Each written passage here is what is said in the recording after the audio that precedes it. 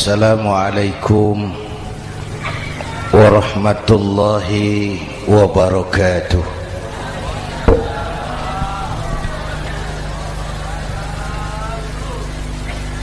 Alhamdulillahi wa kafa, wassalatu wassalamu ala Sayyidina Muhammadin al-Mustafa wa ala alihi wa ashabihi ahli sidki wal wafa, amma ba'd. Para ulama,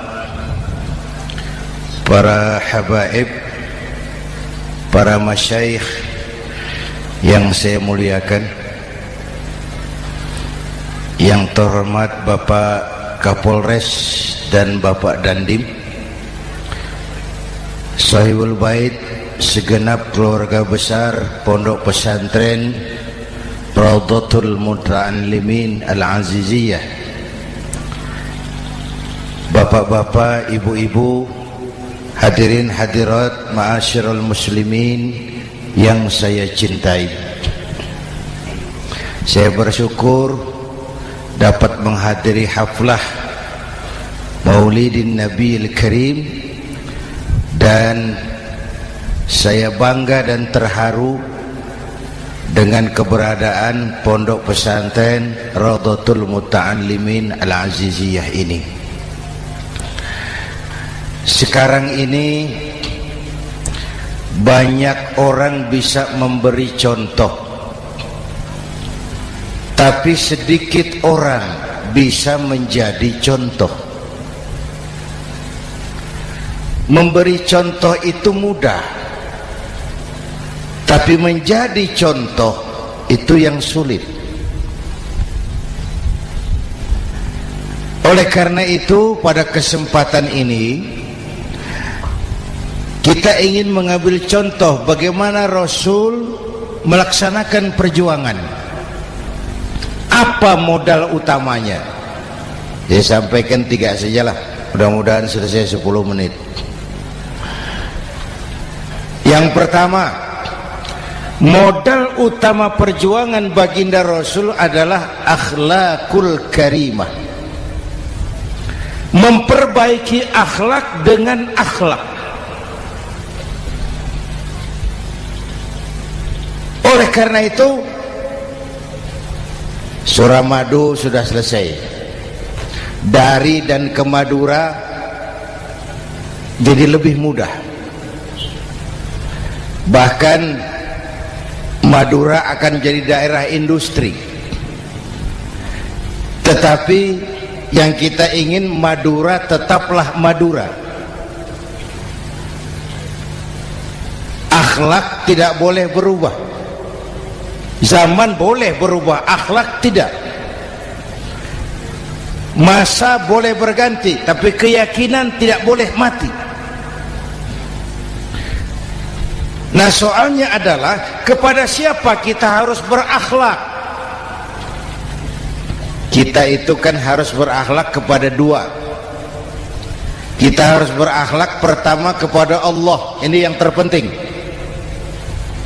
13 tahun Rasul berjuang di Mekah hanya memperbaiki akhlak kepada Allah, menanamkan tauhid, meluruskan akidah, membangun keyakinan. 13 tahun di Mekah itu, dengan perhitungan kalau fondasi kuat, bangunan aman. Kalau fondasi melenceng, bangunan bengkok. Kalau fondasi rapuh, bangunan runtuh. Bangunan bagaimana fondasinya? Orang hidup bagaimana imannya? Kekuasaan dan jabatan baru ada manfaatnya kalau dipegang tangan orang beriman. Kalau tidak, yang muncul Fir'aun. Harta baru terasa manfaatnya kalau dipegang tangan orang beriman. Itulah sebabnya bangsa kita ini bukan cuma perlu orang pintar, kita perlu orang benar. Bahkan di masyarakat lebih baik benar tidak terlalu pintar ketimbang pintar tapi tidak benar.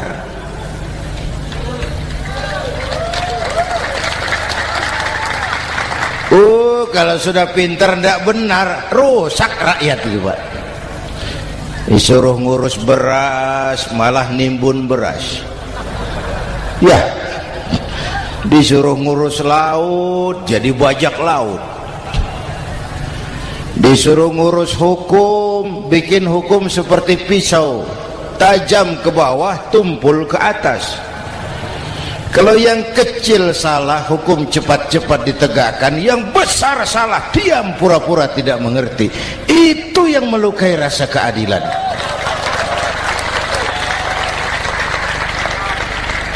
Mulai dari akhlak kepada Allah. Bagaimana cara berakhlak kepada Allah? Caranya dua. Pertama, jangan menyekutukannya dengan sesuatu pun. Yang kedua, jangan menyembah kecuali hanya kepadanya. Itu akhlak kepada Allah. Konsisten, disiplin. Saya bersaksi tiada Tuhan selain Allah, maka saya tidak akan menyembah kecuali hanya kepada Allah. Saya tidak akan takut kecuali hanya kepada Allah. Saya tidak akan minta tolong kecuali hanya kepada Allah. Saya tidak akan melarikan persoalan kecuali hanya kepada Allah. Saya bersaksi Nabi Muhammad utusan Allah, Nabi terakhir. Tidak ada Nabi sesudah Nabi Muhammad. Harga mati, titik. Disiplin. Ada yang mengaku jadi Nabi, wajib tidak percaya. Disiplin. Sekarang ini kan bangsa kita disiplinnya lemah. Korupsi agak sulit diberantas karena pejabat kita takut atasan tapi nggak takut Tuhan.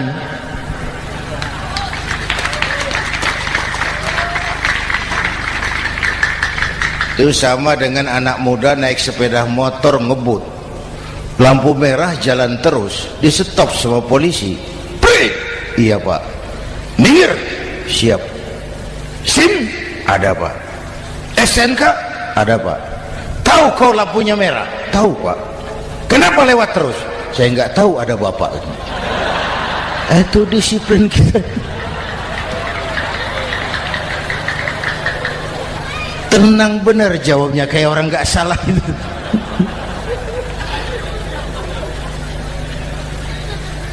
Iman. Apalagi belakangan ini saya sering bilang gini Pak, ini humor tapi agak tasawuf. Orang yang paling tenang hidupnya itu tukang parkir. Coba lihat tukang parkir, walaupun mobil banyak, mereknya bagus-bagus, tidak pernah sombong. Benar ini, tenang. Nanti mobil pergi satu demi satu, habis sama sekali, dia tidak sedih. Tenang. Mobil banyak tidak sombong, mobil habis tidak sedih. Apa rahasianya? Ternyata, nih tasawufnya di sini. Tukang parkir tidak merasa memiliki, tapi merasa dititipi. Wah, itu. Siapa saja yang merasa memiliki, bersiaplah kehilangan, dan itu menyakitkan. Tapi kalau merasa dititipi, jabatan, harta, anak, istri, semua titipan, hiduplah seperti tukang parkir. Pertama, titipan tidak boleh bikin kita sombong. Dititipi kok sombong, tidak pantas. Ya, Pak Zainuddin titip mobil ya, silakan. Yang punya mobil pergi, saya peteteng. Tidak pantas dititipi kok sombong. Ada orang dititipi jabatan oleh Allah, sombong. Dititipi sombong. Ada enggak pejabat sombong? Ada, namanya Fir'aun. Itu pejabat-pejabat sombong anak buah Fir'aun semua. Dititipi harta oleh Allah, jadi orang kaya, sombong. Sama tetangga tidak mau kenal orang lain, kecil semua. Jalan tidak injak tanah. kuntilanak. Yang kedua penting, titipan harus dijaga baik-baik. Kalau tidak, yang nitip marah. Yang nitip marah. Pak, titip sepeda motor, silakan. Waktu diambil sepeda motor, kaca spion pecah, knalpot hilang, bemper hancur. Marah enggak yang nitip? Marah. Saya kan titip, kenapa enggak dijaga baik-baik? Dititipi harta oleh Allah jadi orang kaya supaya bangun pesantren, bela yatim, santuni yang lemah. Pelitnya 17 setan. Yang nitip marah. Dititipi jabatan oleh Allah, isinya korupsi saja, yang nitip marah. Nah, saya mau kasih lihat sekarang. Allah titip Indonesia. Allah titip Indonesia. Hai rakyat, ini Indonesia, aku titip, kata Allah. Sebentar, ada meja mau naik. Silakan, Mas. Iklan. Ya, terima kasih. Jangan disangka kalau disediakan air teh pidatonya jadi lama. Dekorasi ini kok. Sampai mana tadi? Hai rakyat, ini Indonesia, aku titip, kata Allah. Ini negara besar dan kaya. Titipan ini ditebus dengan keringat, air mata, darah, dan nyawa. Ini bedanya. Malaysia memang merdeka, tapi diberi Inggris. Singapura merdeka, diberi Inggris. Indonesia merdeka, keringat, air mata, darah, dan nyawa. Ini negara aku titip, kata Allah. Ini negara besar dan kaya. Buminya subur. Di atas perut buminya segala tanaman hidup. Di bawah perut buminya ada gas, minyak, batu bara. Lautnya kaya, hutannya kaya. Kekayaan negeri ini harus digunakan bagi sebesar-besar kemakmuran rakyat. Itu amanat konstitusi. Disalahgunakan, dikorupsi, yang nitip marah. Yang nitip marah. Kalau dia marah, dia suruh makhluknya yang lain negur. Siapa? Merapi, Bromo, anak Krakatau. Itu Merapi demo, Pak. Kalau kita rakyat demo, anak buahnya Pak Danres turun. Tapi kalau Merapi demo, siapa yang mau ngatasi? Mbah Marijan. Selesai. Sekarang Mbah Marijan sudah kumpul sama Mbah Surip di alam barzah, dia sudah ketemu dia. Kata Mbah Surip, tenang Mbah Marijan, tak gendong, aman sudah. Aman sudah. Saya mau bilang Merapi itu makhluk, Krakatau itu makhluk, Bromo itu makhluk. Tidak mungkin makhluk bergerak dengan sendirinya, pastilah ada yang menggerakkan. Maka baik-baiklah sama yang bikin angin supaya bertiupnya sesuai keperluan. Baik-baik dengan yang bikin air supaya datangnya sesuai kebutuhan. Baik-baik sama yang bikin gunung supaya meletusnya pelan-pelan.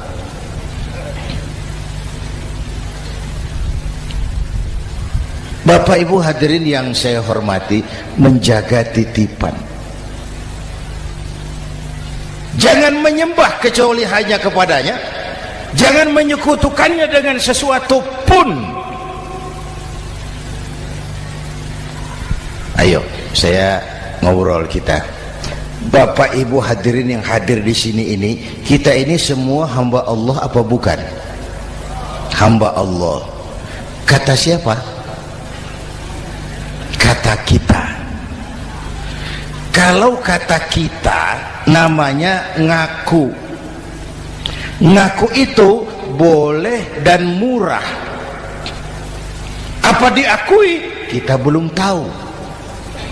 Ya, kan baru kata kita itu. Dan tidak otomatis kalau kita bilang saya ini hambamu ya Allah, lalu Allah jawab iya ya. Tidak, wong itu kan kata kita. Saya hamba Allah, kata saya. Berapa banyak orang perbuatannya, ucapannya berkata saya hamba Allah, perbuatannya menyatakan dia hamba setan, hamba nafsu, hamba dunia, budak jabatan. Tidak sesuai ucapan dengan perbuatan. Jadi hamba Allah itu enggak mudah, digojlok, diuji. Coba lihat, yang jelas diakui sebagai hamba itu baru satu yang kita peringati ini, baginda Nabi. Allah mengakui kapan? Waktu menceritakan Isra dan Mi'raj. Apa yang dipakai kalimat? Subhanallazi asra bi'abdih. Maha suci Allah yang telah menjalankan hambanya. Hambanya.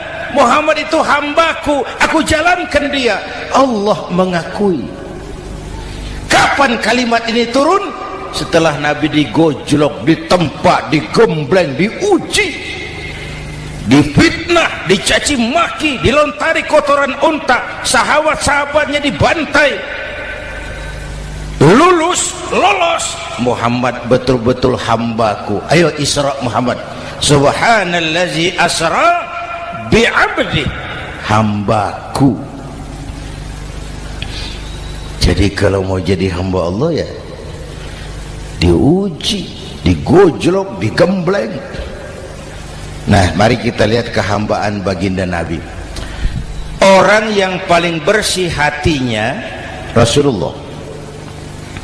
Orang yang paling baik akhlaknya Rasulullah. Orang yang dosanya sudah mendapat jaminan ampun Rasulullah. Tapi Rasulullah kalau sholat malam bengkak kakinya karena rajin sujud. Hati bersih, akhlak terbaik, dosa sudah diampuni. Tapi kalau sholat malam kakinya bengkak karena rajin sujud. Saya tahu di sini juga banyak yang kakinya bengkak. Cuma urusannya apa, itu urusan masing-masing. Pada tingkat seperti itu Rasulullah, saya perlu Allah, saya perlu Allah, saya perlu Allah. Yang 100 tahun kita bangun selesai oleh gempa 3 menit. Ya, yang 100 tahun kita bangun ternyata selesai oleh gempa 3 menit. Kita perlu Allah, kita perlu Allah. Makanya musibah itu kan kalau menimpa orang baik-baik namanya ujian. Kalau menimpa orang setengah baik itu paru-paru yang bikin malaikat bingung. Sholat rajin, maksiat tekun, baca Quran mau, fitnah orang hobi, ngaji nyolong jalan terus. Untung di sini nggak ada yang begitu. Di Jakarta banyak. Di sini insya Allah sama. Jakarta. Orang separuh-separuh seperti itu kalau dapat musibah itu namanya teguran, bukan ujian. Kenapa ditegur? Lalai. Nah, kalau orang jahat dapat musibah itu namanya persekot. Uang muka tanda jadi. Kontannya nanti di akhirat. Kalau diuji bukan saja harus sabar, tapi harus lulus. Kalau ditegur, introspeksi, perbaiki yang kurang, kurangi yang memang berlebihan. Bertali-tali, bersambung-sambung musibah ini, dan musibah kalau datang tidak pernah memilih, tidak pernah memilih. Bapak Ibu hadirin yang saya muliakan, jadi mari yang pertama jaga akhlak kita kepada Allah. Jangan menyekutukannya dengan sesuatu pun, jangan menyembah kecuali hanya kepadanya. Sekarang kan musim entertain, orang pandai membangun pencitraan, orang pinter bikin bungkusan. Sekarang ini kiai sama dukun tipis bedanya. Bener Pak, pemburu hantu pakai sorban, pakai gamis, nanti kiai pakai helm. Atribut sudah kacau sekarang ini, siapa pakai apa, siapa mau jadi apa, ndak jelas. Sementara masyarakat kita memang agak kutil, kurang teliti, cepat heran, gampang kagum. Pernah terjadi suatu saat tabrakan di jalan, keras sekali, korban jatuh berlumur darah, dikerubungi orang banyak. Datang wartawan mau ambil gambar dari dekat, sulit, banyak sekali orang ngerubung. Dia cari akal, tolong saya dikasih jalan ke dekat korban. Orang menoleh semua, saudara siapa? Saya bapaknya korban, katanya. Dia mengaku bapaknya korban, ya orang minggir semua. Minggir, ada bapaknya korban. Orang minggir semua, dia maju ke depan korban. Sampai di depan korban pucat mukanya itu wartawan. Kenapa? Yang ketabrak anak monyet, Pak. Dia sudah ngaku bapaknya korban.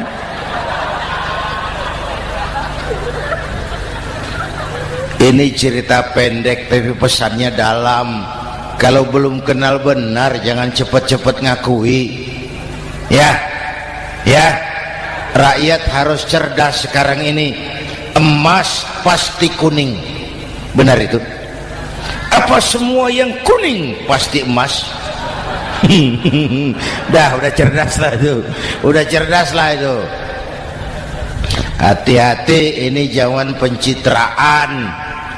Orang pandai bikin bungkusan. Oleh karena itu kita juga harus punya filter supaya tidak hanyut oleh kedangkalan-kedangkalan pencitraan itu. Satu itu akhlak kepada Allah. Yang kedua, kepada siapa kita berakhlak? Kepada sesama manusia. Kepada sesama manusia itu siapa? Pertama, sesama muslim. Malam ini saya hadir di sini, saya tidak merasa tamu. Saya hanya keluarga di tengah keluarganya. Bahwa saya lahir di Jakarta itu sih kebetulan, saya nggak pesan.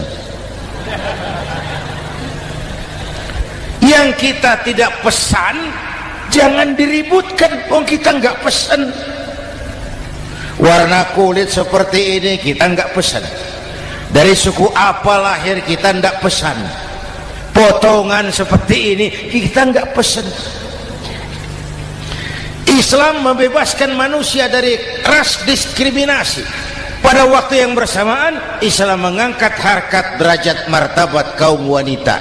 Ini kasihan dari tadi nggak diajak ngomong nih.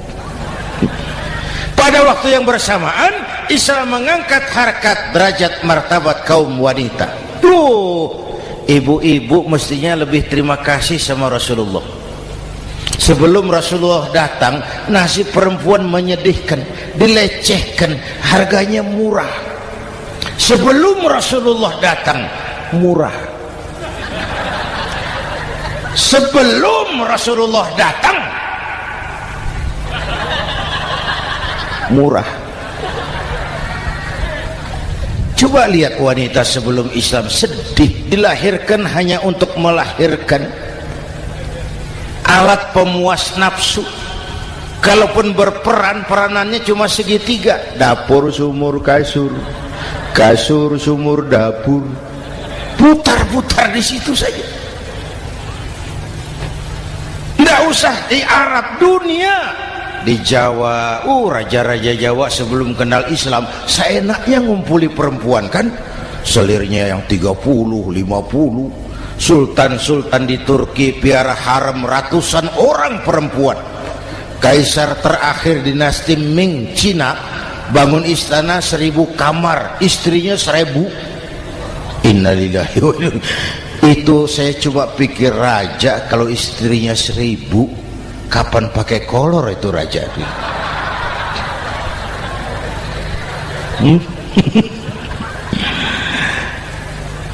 Rasulullah datang terenyuh, an-nisa imadul bilad. Perempuan jangan diperlakukan begitu. Perempuan tiang negara.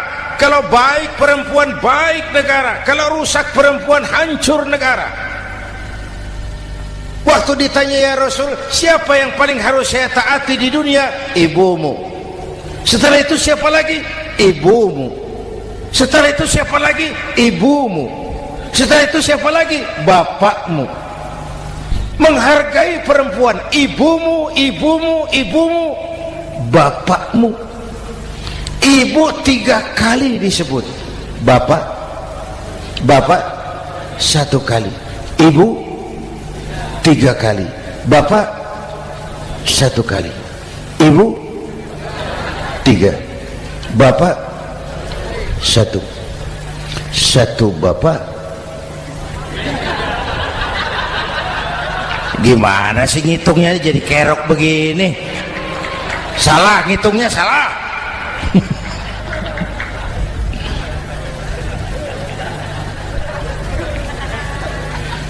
Lalu dicairkan kehidupan kemasyarakatan di masjid. Masya Allah, masjid itu pendidikan demokrasi betul. Pertama, siapapun masuk masjid copot sandal, buka sepatu. Benar itu?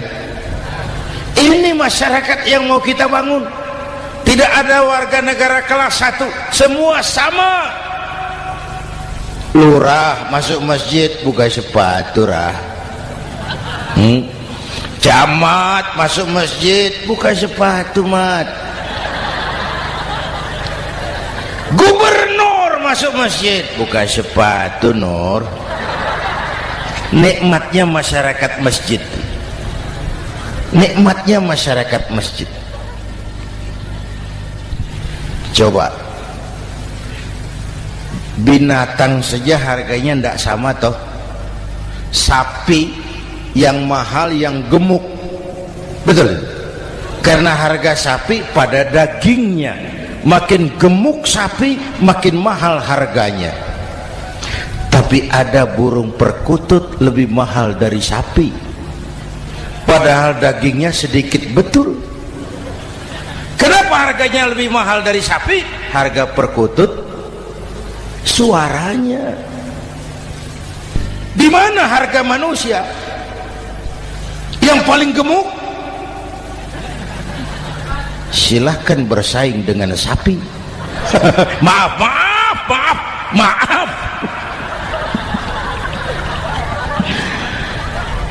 Inna akramakum indallah atqakum. Masyarakat masjid sudah copot sandal, buka sepatu, sudah masuk ke dalam sholat berjamaah.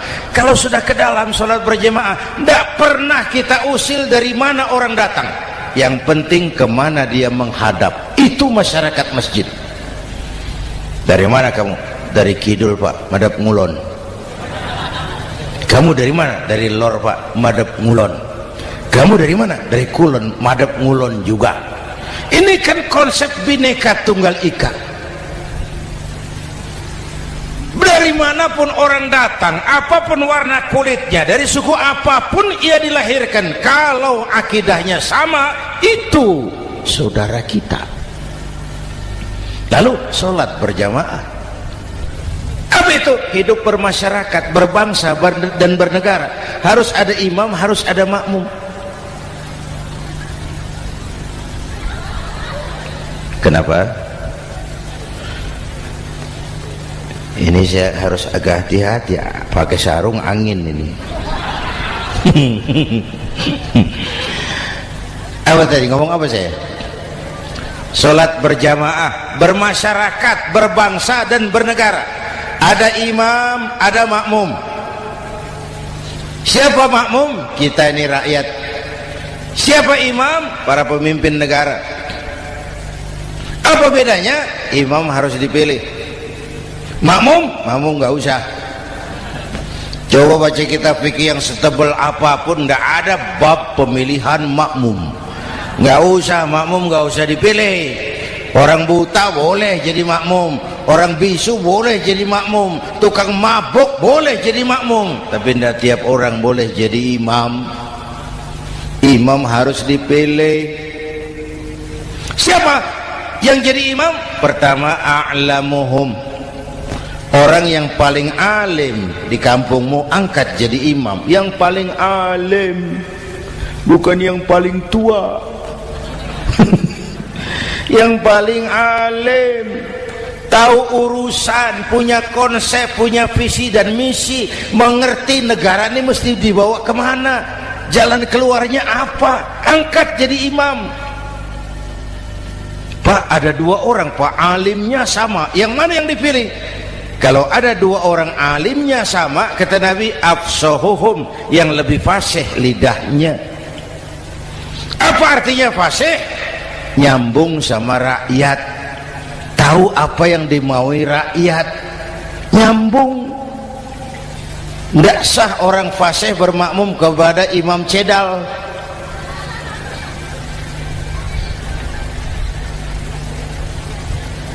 Kenapa Bu?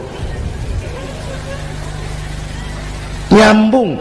Capek kalau punya imam gak nyambung sama makmum. Makanya kalau sudah jadi imam, pesan Nabi apa? Idza amma ahadukumun nasa falyukhaffif. Kalau kamu jadi imam, ringankan sholat kamu, jangan terlalu panjang. Itu makmum tidak sama kekuatannya. Ada yang tua renta, diri saja sudah gemetar. Ada makmum yang punya darah tinggi, kalau sujud lama kepalanya sakit. Ada makmum yang sudah janji habis sholat mau terima uang. Jangan kalau sudah jadi imam di kota, sholat isya berjamaah, rakaat pertama selesai Fatihah, Yasin, bubar makmum itu. Jadi imam jangan terlalu lama, kayak Husni Mubarak tuh, kelamaan jadi imam, 30 tahun, rakyat capek.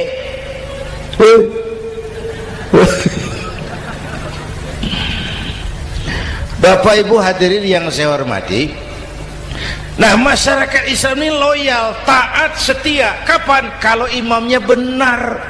Imam takbir, makmum takbir, imam ruku', makmum ruku', imam i'tidal, makmum i'tidal, imam sujud, makmum sujud. Tapi masyarakat Islam tidak buta. Imam keliru, makmum wajib menegur. Ya, bagaimana negurnya? Mestinya ruku', imam sujud. Wah, keliru ini. Subhanallah, kan gitu. Itu aturan main. Tidak boleh imam keliru, makmum emosi, main pegang, mam, hoi salah, hoi, kacau sholat.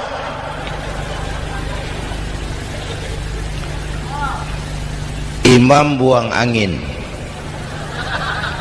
apa makmum lalu berkata, demi kesetiaan saya kepada imam, imam buang angin, saya lebih keras lagi. Goblok. Iyyaka na'budu wa iyyaka nasta'in. Sampai situ imam buang angin, minggir. Tidak usah ribut. Yang di belakang satu orang maju ke depan, lanjutkan pekerjaan imam. Yang penting imam tahu diri, buang angin, minggir. Ini negara rusak karena imam sudah buang angin. Tenang aja, kayak orang nggak salah gitu loh.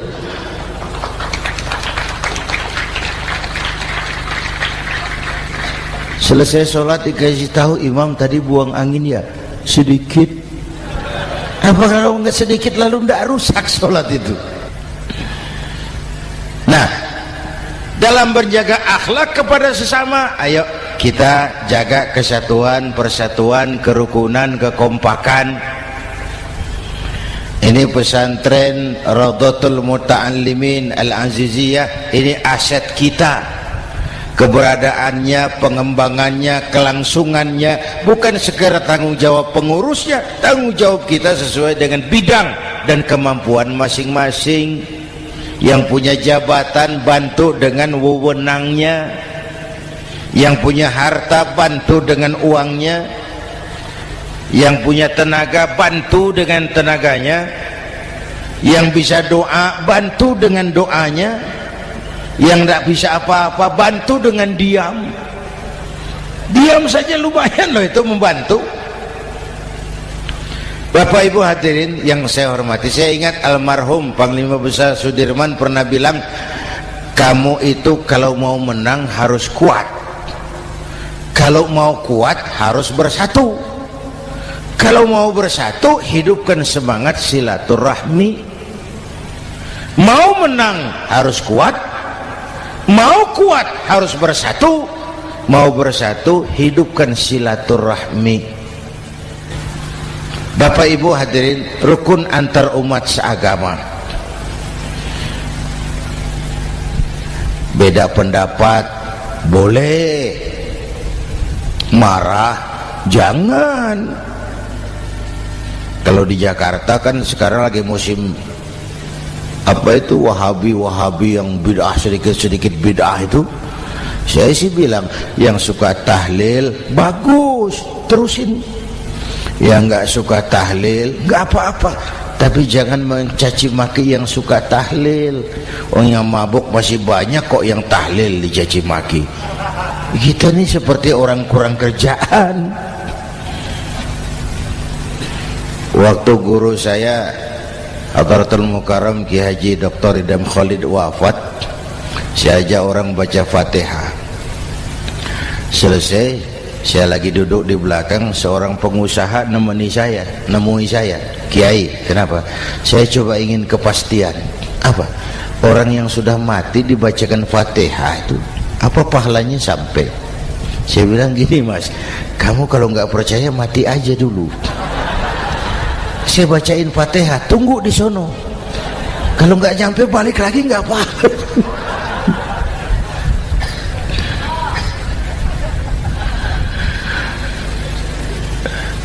Depan rumah saya itu ada masjid, Pak, pakai beduk seperti itu. Ada teman saya, Kiai, pakai beduk masjidnya. Iya pakai. Kan Rasulullah tidak pakai. Tidak memang. Bid'ah tuh. Oh, siapa bilang? Beduk itu bukan agama, itu budaya, tanda masuk waktu. Bukan manggil orang sholat. Manggil orang sholat pakai azan. Tanda masuk waktu, itu hebatnya Wali Songo, pakai beduk. Kalau nggak mau pakai beduk boleh, teriak-teriak juga boleh. Maghrib, boleh. Tapi Wali Songo kan bijaksana, pakai beduk saja, sekali pukul satu desa dengar. Itu bijaksananya dakwah Wali Songo. Kalau beduk dianggap bid'ah, miskin kita. Itu budaya. Seperti sepeda motor, itu budaya. Kalau nggak mau pakai beduk boleh, teriak-teriak juga boleh. Maghrib, boleh. Tapi Wali Songo kan bijaksana, pakai beduk saja, sekali pukul satu desa dengar. Itu bijaksananya dakwah Wali Songo. Kalau beduk dianggap bid'ah, miskin kita. Itu budaya. Seperti sepeda motor, itu budaya. Kalau beduk dia nggak bid'ah, sepeda motor bid'ah tuh. Rasulullah nggak pakai, jual, beliin unta.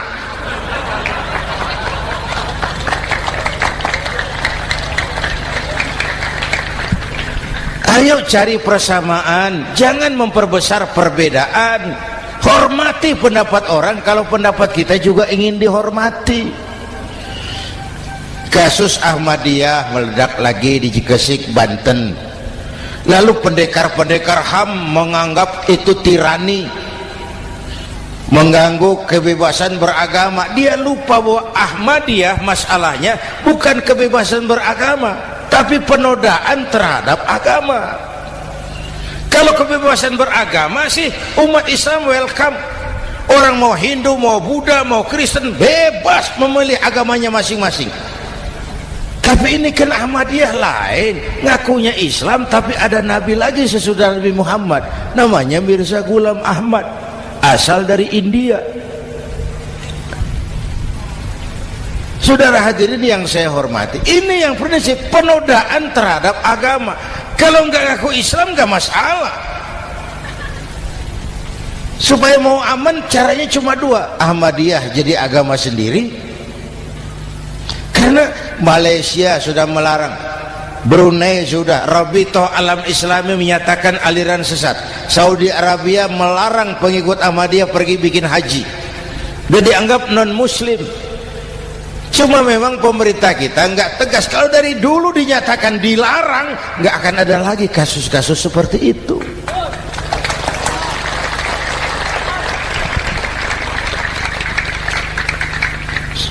Nah, selain itu kita umat juga harus disiplin.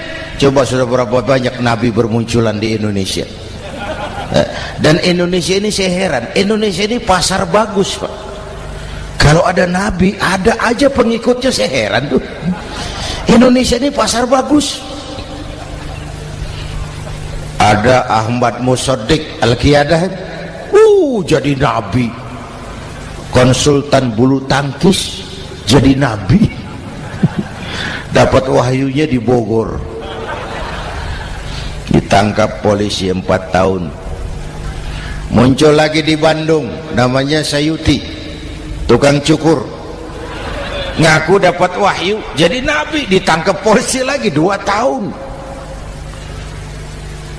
Di Malang Ustadz Roy, ya sebenarnya petinju, dia masuk Islam, mu'alaf, belajar Islam tidak pakai guru, diutak-atik ayat Quran. Sholat kita harus mengerti artinya, maka sholat boleh pakai bahasa masing-masing.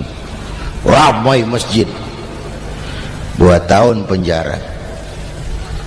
Di Jakarta muncul lagi Lia Edan, ngaku Jibril, ditangkap juga oleh polisi. Kita salut sama polisi kita lah, bukan cuma teroris, Jibril ditangkap Pak Kapolres. Saya bilang sama teman-teman polisi, untung dia ngaku Jibril, Pak. Coba kalau dia ngaku Israel, lebih gawat itu.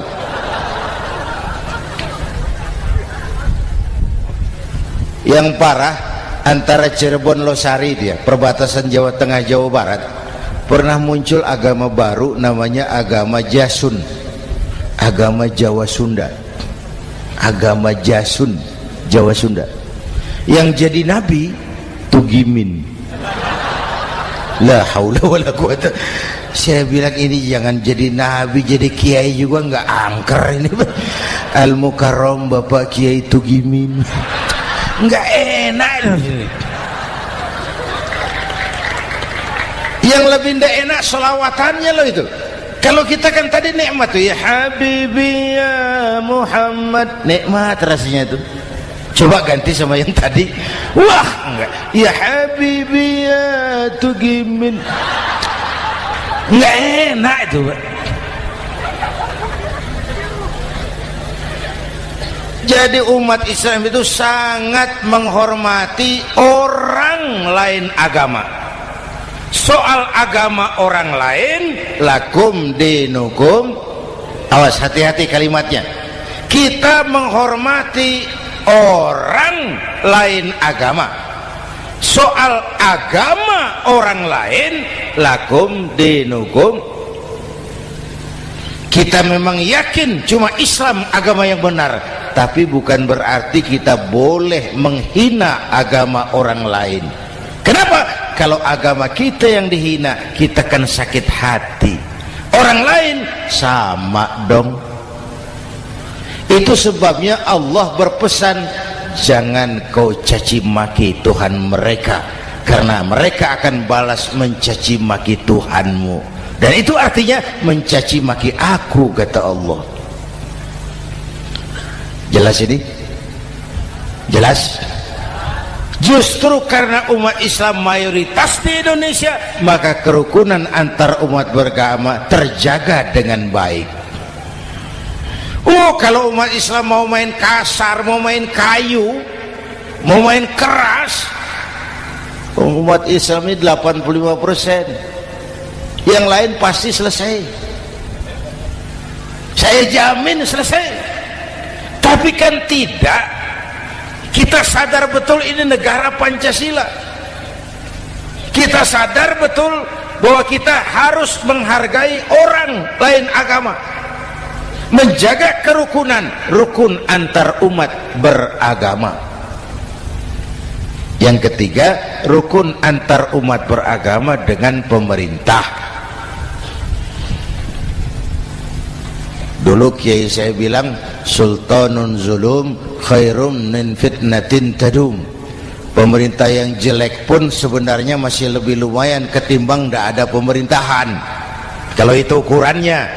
Coba umpama nanti Pak SBY sudah terlalu pusing, lalu pengumuman jam 000, seluruh rakyat Republik Indonesia saya umumkan mulai malam ini tepat jam 000 pemerintah bubar. Ayo bayangkan seperti apa kita tanpa pemerintah. Hukum rimba, yang kuat menekan yang lemah, yang kaya merampok yang miskin. Rumah saudara dirampok, lapor ke polisi, kata Kapolres, maaf polisi baru bubar. Hak asasi diinjak-injak, lapor ke pengadilan, pengadilan bubar. Masih ada pemerintah saja yang kuat suka menekan yang lemah, apalagi kalau tidak ada pemerintah. Karena itu ulama dan umara dua pilar utama. Kalau kuat keduanya, kuatlah masyarakat. Kalau rapuh keduanya, maka rapuhlah juga masyarakat.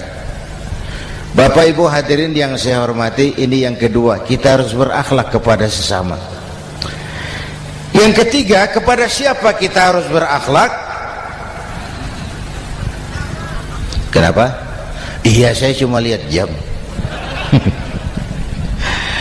Yang ketiga, kepada siapa kita harus berakhlak? Kita ini harus berakhlak kepada makhluk Allah yang lain di luar manusia. Kepada air kita harus berakhlak loh Pak.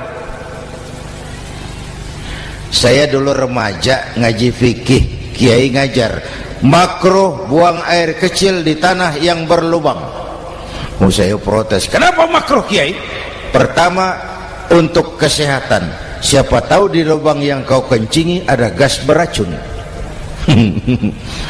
Kalau tidak kiai, kalau tidak maka artinya kau harus melindungi binatang yang ada di dalam lubang. Siapa tahu di lubang yang kamu kencingi ada semut sedang rapat membahas masalah Mesir. Apa dosanya lalu mati dikencingi? Ini namanya rahmatan li semut. Bapak Ibu hadirin yang saya hormati, ada hadis sederhana, fa iza zabahtum fa ahsinu zibhata. Kalau kamu menyembelih hewan, sembelihlah dengan cara yang terbaik. Jangan nyembelih ayam pakai pisau tumpul, itu namanya tidak berperi kebinatangan. Kepada ayam kita berakhlak, kepada pohon kita berakhlak, kepada air kita berakhlak. Kenapa sekarang alam tidak seramah dulu? Karena kita juga tidak ramah kepada alam. Kenapa sering terjadi banjir? Karena tempat air kita kurangi. Dia bingung mau kemana. Air nggak punya tempat. Akhirnya masuk ke rumah kita juga. Masuk dalam zoharul fasadu bil barri wal bahri bima kasabat aydin nas. Karena kita tidak berakhlak kepada lingkungan. Bapak Ibu hadirin yang saya hormati, jadi itu yang pertama, modal utama perjuangannya akhlakul karimah. Mau sukses, utamakan akhlak. Industrialisasi boleh terjadi di Madura, jalan berhotmik licin, oke. Listrik masuk desa, alhamdulillah. Tapi akhlak jangan berubah, akidah jangan goyah.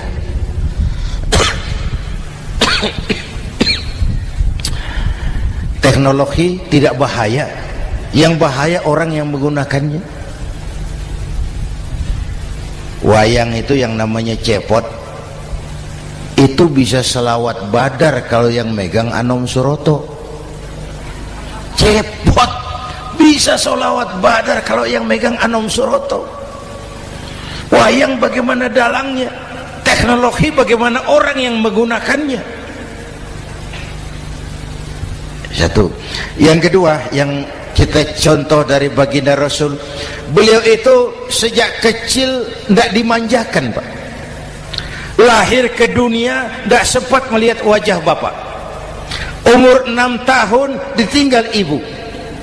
Umur 9 tahun ngembala kambing, berniaga ke Syam. Syam itu Syria sekarang. Umur 9 tahun bisnis lintas negara dari Saudi ke Syria. Remaja tidak dimanjakan, kerja keras, peras keringat, banting tulang, tidak ada pekerjaan halal yang hina. Lahir pribadi yang tegar, mental yang tahan banting, manusia yang tidak cengeng karena sejak kecil ditempa oleh kesulitan. Jadi gini, orang itu kalau biasa susah, ketemu susah, tidak kaget, Pak. Mentalnya kuat. Saya santri biasa makan kangkung, datang ke rumah teman dikasih kangkung, loh makanan saya ini, dikasih daging ayam, nambah. Orang tuh kalau biasa susah enak. Saya santri biasa tidur di masjid, disuruh nginep di hotel, pules, Pak. Tapi yang biasa tidur di hotel suruh nginep di masjid, encok. Hidup ini perjuangan. Mau sukses harus berani susah. Jangan seperti dulu nih cerita santri. Ada santri beternak lebah, ambil madunya itu. Satu hari dia mau periksa sarang lebah, naik ke pohon pakai tangga, pakai sarung biasanya santri. Dia lupa ada pakai celana dalam. Naik pohon periksa, entah bagaimana terpegang sarang lebah itu. Berhamburan lebahnya keluar. Salah satu masuk ke sarungnya. Tergigitlah Al-Mukarramnya itu. Dia menjerit, aduh, jatuh berguling ke bawah. Sudah lama jatuh, dia buka sarungnya, dia lihat bengkak. Karena bengkak kan jadi besar, senang juga dia. Dia berdoa, ya Allah, hilangkan sakitnya, biarlah bengkaknya.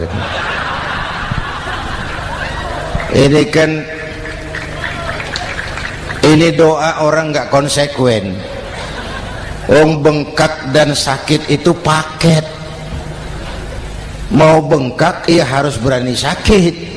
Masa sakitnya bengkaknya mau, sakitnya nggak mau. Itu satu itu. Yang kedua, kita ini sering kalau punya cita-cita sering seperti rapat tikus. Satu hari sekelompok tikus rapat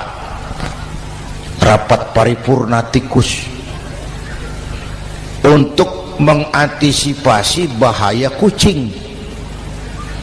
Bagaimana supaya kucing itu jangan lagi mengganggu kita? Akhirnya ada yang mengusulkan begini, bagaimana kalau di leher kucing kita gantungkan lonceng, supaya kalau dia datang dari jauh suaranya sudah kedengaran dan kita bisa lari menyelamatkan diri. Wah, cerdas dia. Setuju, setuju semua. Setuju, bagus. Nah, oke. Waktu pembicaraan dilanjutkan, tikus mana yang mau menggantungkan lonceng ke leher kucing? Rapat bubar. Setuju, akur. Iya. Waktu kerja selesai. Bapak Ibu hadirin yang saya hormati, terutama anak-anak saya, para santri, remaja, pemuda. Hidup ini persaingan. Bapakmu tamat SD, nak, kau sarjana. Bapakmu cuma jadi RT, nak, kau camat. Bapakmu tukang tambal ban, kau harus punya pabrik ban. Anak saya pertama dulu saya titip mondok di Tebu Ireng. Tahun pertama pulang saya kontrol, sini kau, apa hasilmu setahun di pesantren? Dia sodorkan saya sebuah piagam penghargaan juara lomba pidato di pondoknya. Saya heran, ini anak di rumah jarang ngomong, kok bisa jadi juara pidato? Saya tanya, kamu bisa pidato, apa yang dipidatoin? Dia bilang, kan kaset ayah dihafalin gitu. Ya saya ketawa juga, waktu itu dia masih anak-anak. Baiklah, tapi apa cita-citamu? Saya kepengen seperti ayah. Wah, kau ini salah. Kalau aku ayahmu di matamu menurutmu hebat, mestinya kau 10, 100, 1000 kali lebih hebat dari orang-orang yang kau anggap hebat. Karena tantanganmu akan lebih berat dari tantangan yang aku hadapi sekarang. Kalau kau sama dengan aku, kau ditinggalkan zaman karena kau tidak mampu menjawab tantangan zamanmu. Bapak Ibu hadirin yang saya hormati, persaingan tajam, tantangan makin berat. Oleh karena itu diperlukan semangat yang dicontohkan Nabi. Kerja keras, peras keringat, banting tulang. Tidak ada pekerjaan halal yang hina. Sejak kecil ditempa oleh kesulitan. Asal jangan seperti saya tadi ngobrol sama teman-teman, sekarang ini di negara kita banyak politisi miskin negarawan. Pejabat-pejabat kadang-kadang kalau ngelihat rakyat tuh komentarnya nggak berpihak kepada rakyat. Saya ingat waktu Mentawai dihantam gempa, Nias hancur, infrastruktur hancur, rumah rakyat luluh lantak. Ketua DPR Pak Marzuki Ali bilang, bagaimana itu rakyat? Ya itu resikonya punya rumah di pinggir laut. Waduh, ini bukan komentar pemimpin, rakyat lagi susah kok dibilang kayak gitu. Saya prihatin dengan ucapan kayak gitu. Waktu cabai 100.000, di sini berapa sekarang? Sama ya. Waktu cabai mahal, ada pejabat bilang, rakyat suruh nanam cabai aja di halaman rumahnya. Ini kan nggak solutif dan nggak cerdas. Cabai naik, rakyat suruh nanam cabai. Nanti beras naik, rakyat suruh nanam padi. Yang saya khawatir kalau telur mahal, apa rakyat suruh betelur gitu? Ini kan nggak cerdas dan nggak solutif. Bapak Ibu hadirin yang saya hormati, apalagi tadi sudah saya bilang di awal, kita ini bangsa yang ditempa oleh kesulitan. Mau merdeka saja dengan keringat, air mata, darah dan nyawa. Kita tidak boleh cengeng menghadapi kesulitan ini. Tegar, tahan uji, tahan banting, dan seterusnya. Itu hal yang kedua. Yang ketiga, terakhir, Rasulullah itu sosok yang ibadahnya luar biasa. Tadi sudah saya jelaskan sebagian. Ibadahnya luar biasa. Ayo kita bantu keamanan negeri kita ini. Dengan apa? Istighfar. Wa ma kana Allahu mu'adzibahum wa hum yastaghfirun. Allah tidak akan turunkan bencana selagi di tengah mereka masih banyak orang-orang yang istighfar. Rasulullah yang dosanya sudah diampuni sehari 100 kali istighfar. Ayo kita ngobrol ini. Pak, saya ini Zainuddin ini, kalau mengharap masuk surga dengan amal yang saya kerjakan sendiri, rasa-rasanya tipis harapan. Bener. Sholat saya berapa banyak saya tahu. Sedekah saya berapa duit saya tahu. Dosa saya berapa banyak saya tahu. Lalu saya baca sejarah. Nabi Adam dosanya 1, makan buah khuldi, dikeluarkan dari surga. Nabi Adam dosanya 1, dikeluarin. Kita dosanya banyak, kepengen masuk. Ini enggak nyambung ini. Nabi Adam Nabi Adam dosanya satu, dikeluarin dari surga. Kita dosanya banyak, kepengen masuk, nggak nyambung. Apa yang bikin saya besar hati? Apa yang bikin saya optimis? Ada dua, Pak. Pertama yang disebut rahmat Allah, yang kedua disebut syafaat Rasulullah. Dua itu, Pak. Oh, kalau kita ini insya Allah nanti sampai ke surga, amin, amin. Kalau kita ini sampai ke surga, Pak, saya jamin itu bukan karena amal kita, itu karena rahmatnya Allah. Ndaklah seberapa banyak sih amalan kita mau menggapai surga. Kalau bukan karena rahmatnya Allah, sulit sampai ke sana. Hei manusia, dosamu besar, tapi lihat rahmatku lebih besar. Hei manusia, salahmu banyak, tapi ampunanku lebih banyak. Kau nangis di hadapanku, aku senyum melihatmu. Kau berjalan menujuku, aku berlari menyambutmu. Istighfarnya sehari 100. Lalu ada hadis qudsi, inni la ahammu bi'adzabi ibadi. Kadang-kadang aku pengen turunkan azab, bencana kepada manusia, tapi ketika aku melihat 3 perkara, murkaku surut, bencana aku tarik kembali. Coba perhatikan hadis kursi ini. Allah mau marah hendak jadi, bencana ditarik, musibah diangkat. Kenapa? Ada yang meredam murka Allah. Allah enggak jadi marah. Siapa? Pertama, suyukhan rukka. Aku lihat orang-orang tua tengah malam sujud sambil berlinang air mata, nangis di hadapan Allah. Itu kita hutang jasa loh, Pak, sama orang-orang yang tengah malam sujud nangis di hadapan Allah. Lihat yang begitu Allah tidak jadi marah.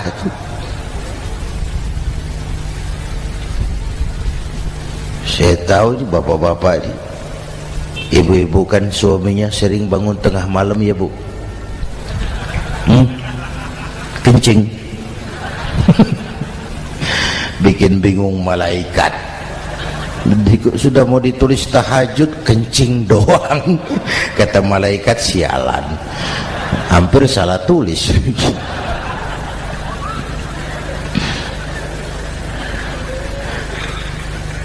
Aku lihat orang tua tengah malam sujud sambil berlinang air mata. Lalu aku lihat bayi-bayi tanpa dosa masih menyusu, sibyanan rudda. Bayi-bayi tanpa dosa masih menyusu, suci bersih, belum ternoda. Wa bahaiman rudda. Dan aku lihat binatang ternak melata mencari makan, kambing muda cari rumput, alam terjaga keasriannya.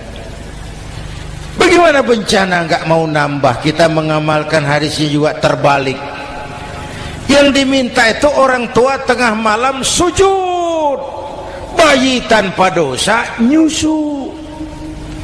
Sekarang bayi tanpa dosa dibuang ke tempat sampah gara-gara orang tua tengah malam nyusu. Terbalik namanya. Yang diminta itu orang tua tengah malam sujud, bayi tanpa dosa nyusu.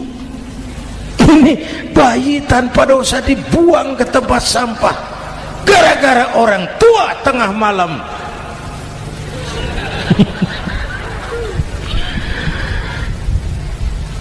Bapak Ibu hadirin yang saya hormati, rahmat Allah kita perlu. Yang kedua, syafaat Rasulullah. Mari saya cerita syafaat sedikit. Ini sudah jam 00:05 ya. Ini kalau hitungan Indonesia ini sudah ganti hari, Pak. Jadi inilah ceramah terpanjang di dunia. Bayangkan saya pidato dari hari Selasa sampai hari Rabu.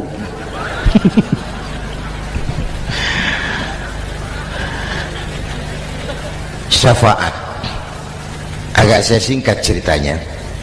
Nanti itu Pak, setelah alam ini hancur sehancur-hancurnya, bumi gempa, gunung meletus, air laut tumpah ke darat, halilintar menyambar, planet-planet bertabrakan, semua yang hidup mati bareng tanpa persiapan, termasuk malaikat mati. Yang tinggal cuma Allah sendirian. Yang lain hancur semua, tinggal Allah sendirian. Allah patroli, berseru-seru, limanil mulkul yaum, ahai, siapa penguasa hari ini?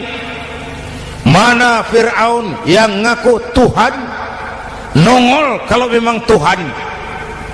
Mana Abrahat, mana Namrus, mana itu Benito Mussolini, mana itu Adolf Hitler, mana itu Hosni Mubarak? Penguasa-penguasa yang ngaku berkuasa, nol kalau memang penguasa. Gak ada yang jawab Pak, semua sudah rebah. Allah lalu berkata, la ilaha illa ana. Ternyata tidak ada Tuhan lain selain aku. Allah sombong waktu itu. Kalau Allah sombong itu pantas. Hadis qudsi mengajarkan al-kibriya'u libasi, sombong itu pakaianku, kata Allah. Cuma aku yang pantas pakai. Kamu manusia nggak pantas pakai pakaianku, kebesaran. Pakaian Allah mau dipakai, sombong itu pakaian Allah, cuma Allah yang pantas pakai. Nanti itu yang pertama dihidupkan bukan kita, malaikat dihidupkan lebih dulu. Tiupan pertama, malaikat hidup semua, diatur panitia akhirat. Yang nyambut tamu siapa, yang pimpin marawis siapa, Malik siap, sediakan neraka, aku mau bakar itu bajingan tengik yang waktu di dunia nggak mau sujud, jauh dari ulama, tinggal di masyarakat jadi biang kerok, sama yatim kejam. Sediakan neraka. Baik Ridwan, iya, sediakan surga. Aku mau balas hamba-hambaku yang waktu di dunia rajin sujud, dekat dan cinta kepada ulama, santun kepada yatim, suka menolong orang yang memerlukan pertolongan. Baik Jibril, Mikail, iya, ke surga. Untuk apa ya Rabb? Ambil kendaraan bernama Buraq, turun ke alam, cari di mana kubur kekasihku Muhammad, bangunkan dari kuburnya, bawa ke surga. Turun Jibril dan Mikail, cari kubur Nabi. Wong alam sudah hancur-hancuran, jangan cari kuburan, cari bangkalan aja nggak ketemu. Bingung dua-dua. Jibril, sebelah mana kubur Nabi? Nggak tahu Mikail. Lalu dua-duanya sujud mohon pertolongan Allah. Dengan izin Allah terbuka kubur Nabi. Allahumma sholli alaihi wa ala alihi. Bangun dari tidur seperti orang bangun dari kubur seperti orang bangun tidur, Nabi mengusap mata, menoleh ke kanan Jibril, menoleh ke kiri Mikail, lalu tanya, ayu yaumin hadza ya Jibril, ini hari apa Jibril, ini hari apa? Hadza ma wa'ada ar-Rahman, ini hari yang dijanjikan Allah Muhammad, ini kiamat. Kiamat Jibril, kiamat. Jibril, kalau memang ini hari kiamat, aina ummati? Umat saya mana Jibril? Umat saya mana? Allah Karim. Belum pernah saya lihat di dunia ada satu pemimpin yang begini besar cintanya kepada umatnya seperti baginda Rasul. Dari dunia sampai akhirat beliau cinta kita. Dari dunia sampai akhirat beliau bela kita. Bangun dari kubur, tahu hari sudah kiamat, yang pertama ditanya, aina ummati? Umat saya mana Jibril? Kita yang ditanya. Kalau saya yang pertama dibangkitkan dari kubur, lain pertanyaannya. Ini hari apa Jibril? Kiamat Zainuddin. Oh, bini saya mana Jibril? Nabi enggak tanya Khadijah wala Fatimah wala Aisyah, aina ummati? Umat saya mana Jibril? Umatmu? Iya. Kau manusia pertama yang dibangunkan dari kubur. Yang lain masih dikubur. Oh. Lalu kita ke surga Muhammad. Perintah Allah, perintah Allah. Sampai di surga seperti orang tidak betah Nabi itu, resah, gelisah, mondar mandir, mukanya murung.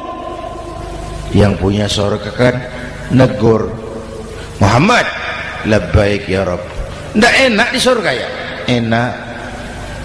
Kok kamu seperti orang nggak kerasan gitu loh, resah, gelisah. Kenapa?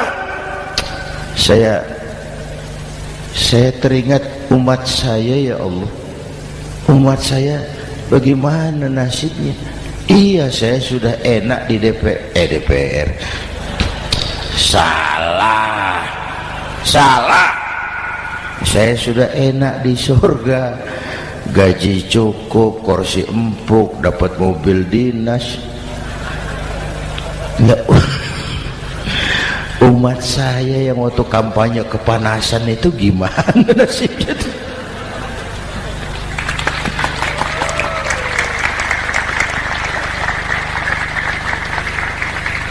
Makanya dulu di Senayan, di depan kantor DPR tuh banyak tukang kaca jualan di situ. Saya bilang ini tukang kaca pintar dagangnya di situ. Pas, maksudnya supaya yang mau berkantor di situ ngaca dulu. Ya, wakil lurah pasti tidak lebih tinggi dari lurahnya. Wakil camat tidak lebih tinggi dari camatnya.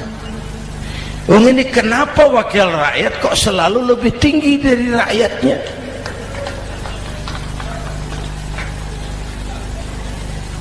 Kan yang memberikan mandat kita rakyat.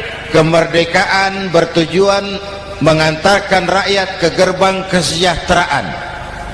Lalu rakyat mempercayai tugas itu kepada pemerintah dan wakilnya di DPR. Saya percayakan kamu mengantarkan rakyat ke gerbang kesejahteraan. Itu amanat Undang-Undang Dasar. Biasanya yang diantarkan sampai lebih dulu biasanya. Yang diantar sampai lebih dulu, yang mengantar nyusul, namanya ngantar belakangan. Ini lebih cepat wakil rakyatnya makmur daripada rakyatnya. Yang mau ngantar makmurnya lebih dulu dari yang mau diantar. Yang diantar kelelerahan di jalanan, yang mengantar udah sampai. Jadi bagaimana Muhammad? Saya minta izin mau keluar, tengok saya punya umat. Oke, saya potong ceritanya. Saat manusia dibangkitkan dari kuburnya masing-masing, Masya Allah, Masya Allah. Saya nggak sanggup bayangkan jumlah manusia yang hidup di muka bumi sekarang kan 6 miliar. Cina berdua, India 2,5 miliar. Cina 1,5 miliar, India 1 miliar rakyatnya. Berdua sudah 2,5 miliar. Itu kalau kencing bareng banjir besar. Bayangkan manusia dari awal sampai akhir berapa puluh miliar kumpul di padang mahsyar. Subhanallah. Sibuk, panik, bingung mau disidang di hadapan Allah. Sebagian kumpul di pojokan berunding, kita mau disidangi. Terus ayolah kita cari bantuan. Kemana? Adnan Buyung. Begini. Kita ini kan anak cucu Nabi Adam. Pantas dong kita minta tolong sama beliau. Yuk, setuju. Berangkat cari Nabi Adam. Ya Adam, anta abal bashar. Adam, tuan datuknya manusia, kami cucu kamu, anak turunan kamu mau disidang, tolong kami Adam, tolong. Kata Nabi Adam, Quraisy mas, rombongan Jawa udah aku naik mumet lagi sama Nabi Nuh saja. Nuh bilang tidak bisa, saya juga punya masalah, pernah minta obat ditenggelamkan. Ibrahim barangkali, semua Nabi hand up, angkat tangan. Dikala itu yauma la yanfa'u malun wala banun, di mana harta tidak ada lagi artinya, anak-anak tak jadi beban, tiap orang sibuk dengan urusannya sendiri-sendiri. Saat itu ada satu pemimpin, Allahumma salli alaihi wa ala alihi, diizinkan Allah. Dikala semua nabi yang lain angkat tangan hand up, beliau malah ummati ana laha, ta'ali ummati, ta'ali ummati, umatku sini, umatku sini. Beliau memanggil-manggil umatnya. Yang bagaimana yang dipanggil? Ada hadis, inna ummati ya'tuna yaumal qiyamah ghurran muhajjalin min atharil wudu. Umatku besok di akhirat datang menghadap Allah dengan muka bersinar-sinar karena sering wudu. Sering wudu kan sering sujud. Masa cuma wudu tapi enggak sujud? Itu nanti enggak usah mengaku Rasul yang panggil, sini umatku. Tapi kalau muka enggak pernah wudu, enggak pernah sujud, merangkak di depan Nabi, saya umatmu ya Rasul. Kata Nabi, umat saya enggak ada yang kumbal gini. Dikala itu beliau berkenan memberikan syafaat. Syafaat itu saudara-saudara, saya pakai sarung, sobek sedikit, syafaat itu nambeli itu loh. Salat saya kurang sedikit, sedekah saya campur riak sedikit, puasa saya tidak ikhlas sedikit, ditutup dengan syafaat. Saya mau dagang, perlu modal 20 juta, saya punya uang 15 juta, yang 5 juta syafaat. Jadi harus ada modal. Kalau sholat tidak pernah, sedekah tidak pernah, lalu syafaatnya dari mana?